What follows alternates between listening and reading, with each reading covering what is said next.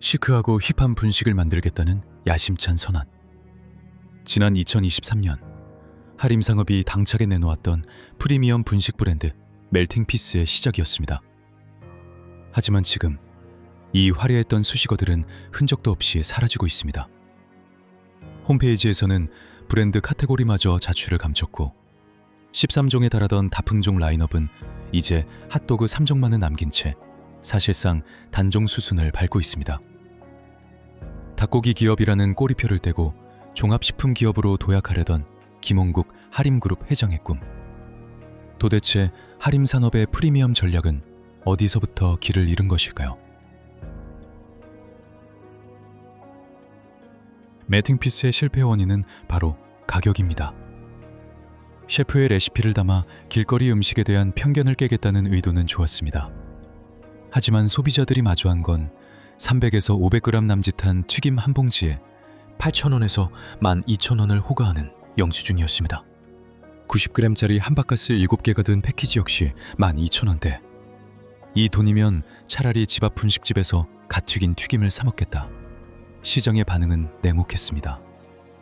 같은 회사의 다른 브랜드 더미식과 푸디버디가 매달 새로운 제품을 쏟아내는 동안 멜팅피스는 침묵했고 그 침묵은 결국 단종으로 이어졌습니다.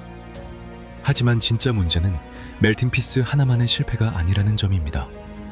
김홍국 회장이 매출 1조 5천억 원의 브랜드로 키우겠다며 2021년 호기롭게 선보인 더미식. 하지만 5년 차를 맞은 지금 이 핵심 사업부의 성적표는 처참합니다.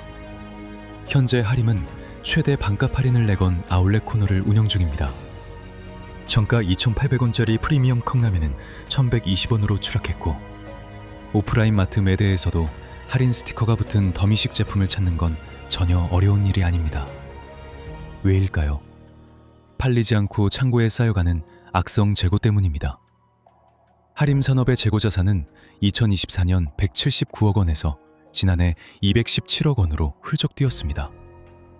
창고 유지비를 감당하느니 눈물을 머금고 반값에라도 밀어내야 하는 처지가 된 겁니다.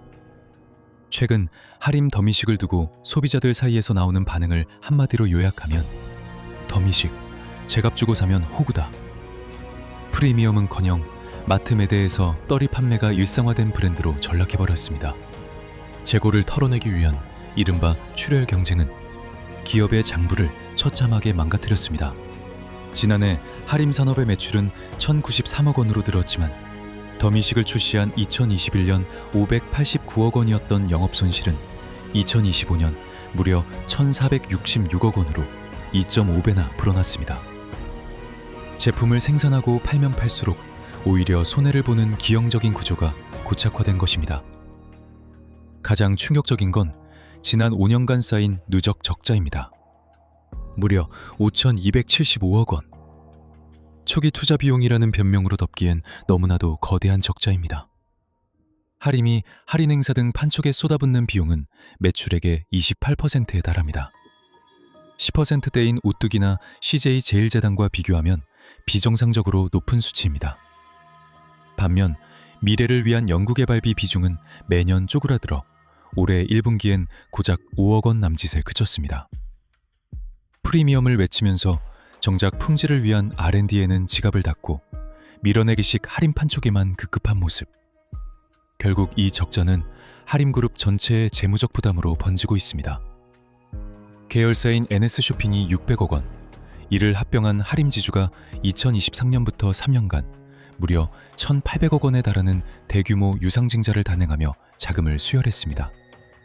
하지만 2024년 86%대까지 낮췄던 부채 비율은 불과 1년 만에 다시 125%로 치솟았습니다.